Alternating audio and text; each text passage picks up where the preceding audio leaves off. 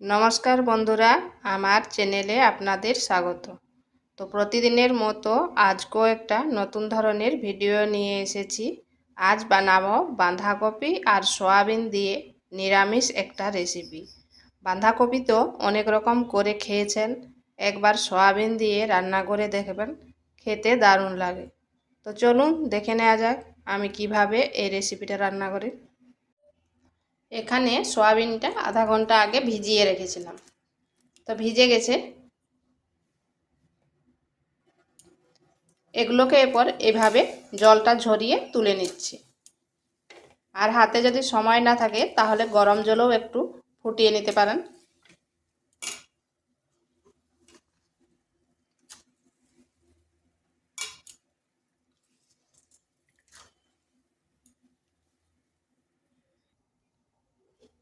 কড়াই বসিয়েছি, দিয়ে দিচ্ছি তেল।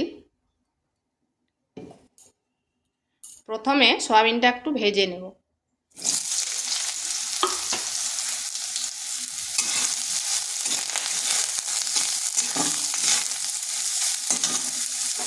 সামান্য একটু লবণ দিচ্ছি।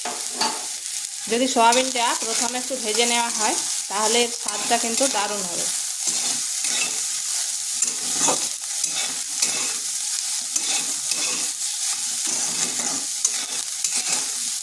খুব বেশিক্ষণ ভাজার দরকার নেই, হালকা একটু ভেজে নিচ্ছি।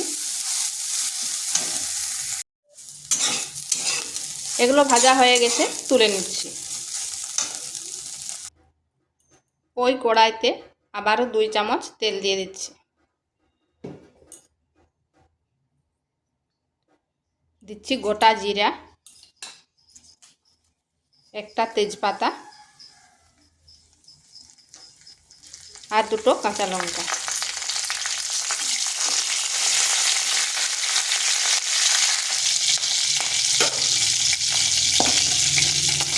দিয়ে দিচ্ছি একটা আলু।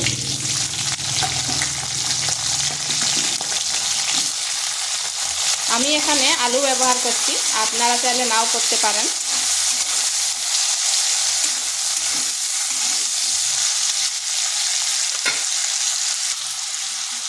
দিচ্ছি সামান্য একটু লবণ। এরপর আলুটাকে হালকা ভাজা ভাজা করে নেব।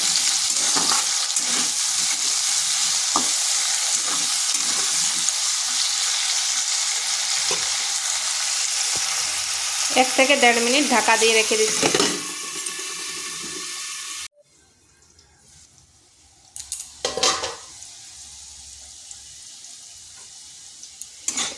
আলুগুলা হালকা ভাজা হয়ে গেছে। এরপর এখানে দিয়ে দিচ্ছি আদার পেস্ট। এটাকে একটু এভাবে ভেজে নিচ্ছি।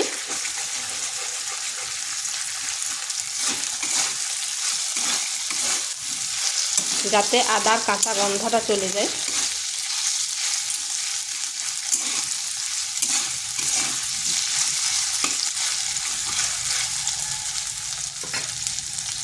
দিয়ে দিচ্ছি একটা টমেটো।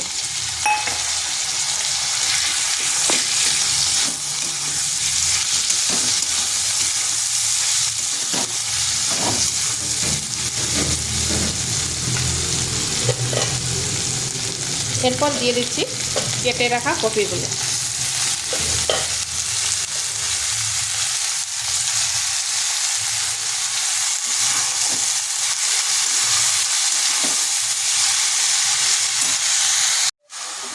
দিয়ে দেবো পরিমাণ মতো লবণ। যেহেতু আলুটা ভাজার সময় লবণ দেওয়া আছে, তাই একটু আন্দাজ করে দেবেন।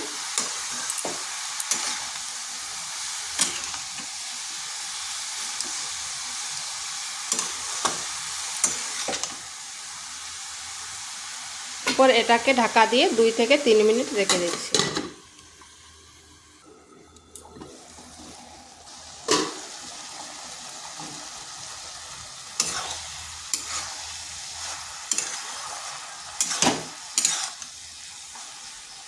এরপর দিয়ে দিচ্ছি মশলাগুলো। হলুদ গুঁড়ো, জিরে গুঁড়ো, ধনে গুঁড়ো আর লঙ্কার গুঁড়ো।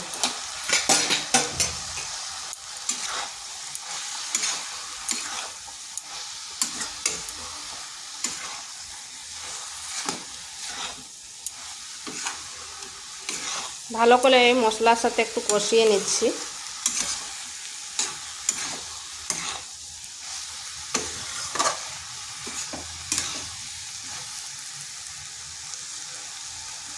আলুগুলোও সিদ্ধ হয়ে গেছে।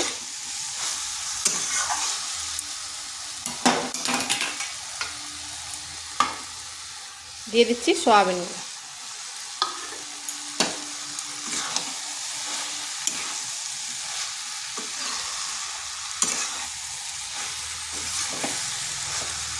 একসঙ্গে সমস্ত কিছু মিশিয়ে নিলাম।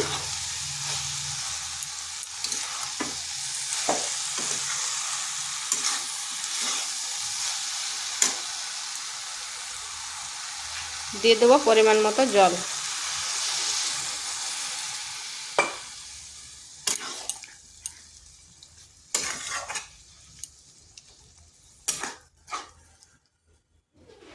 এটাকে ঢাকা দিয়ে আবারও 2 থেকে 3 মিনিট রেখে দিচ্ছি।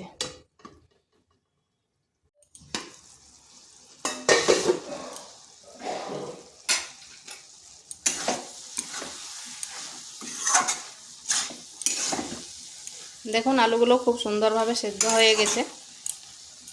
এরপর দিয়ে দিচ্ছি গরম মশলা।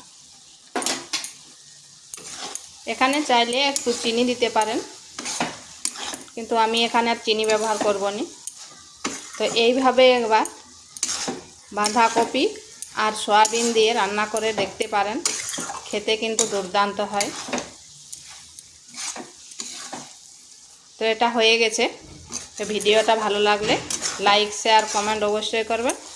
আর নিত্য নতুন রেসিপি পাওয়ার জন্য চ্যানেলটিকে সাবস্ক্রাইব করবেন। এটা হয়ে গেছে, নামিয়ে নিচ্ছি।